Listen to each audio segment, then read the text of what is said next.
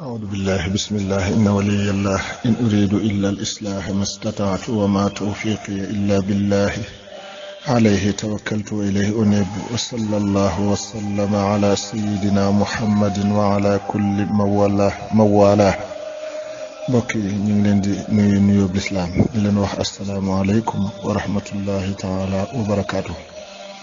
fas yéene dellusiwaat ak yéen ni na ko baaxoo defe ci ndénkaane borom Tuubaa yi jële ko ci téereb sëriñ alxaaji Mbàkke xaadimul xadim bi mu tudde garabug Tuubaa. ñu ngi ñaan sunu borom dolli ko ak wér ak mucc ak fan wu gudd ba yeneen ci liggéey borom Tuubaa bi àgg ku kawe njottu darajay mbootum xasida yi. kon ñu ngi ci xaaj bu njëkk bi waxtaaneelu ñeenteelu waxtaan wi ci lañu nekk nii. am na ca mag ña koo xam ne daam ku ñëwoon ci moom ne ko dama laa jébbal sama bopp dama laa bëgg a jébbal sama bopp. mu ne ko nañu dem ba ca sëriñ Tuubaa xaada lahullahu maxtaara la. ba mu ko leeralee sëriñ bi ne ko loolu de mooy li wolof di wax naan ku yàgg ci pind baak fekk la fa. noonu rekk la demee.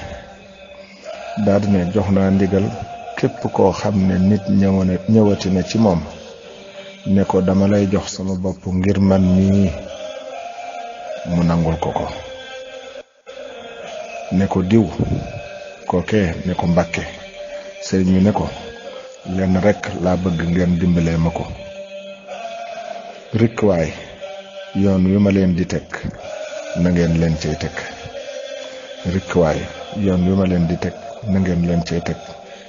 rikwaay yoon wi ma leen di teg na ngeen leen cay teg. siiw na.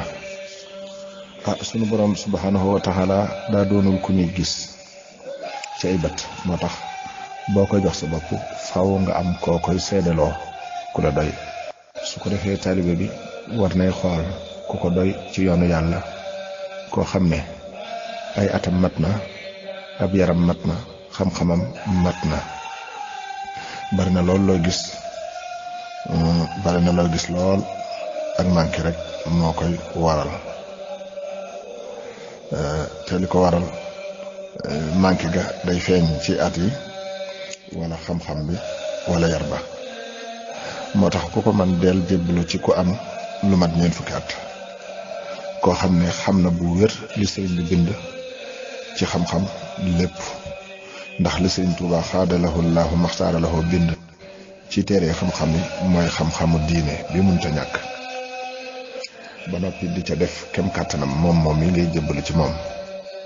ànd ak nag yar bu mat lool, ndax ku amul ab yar ak lu mu bari xam-xam ku am nag moom doo àgg mukk ci sëriñ Tuubaa xaadalahu laahu maxtaara la.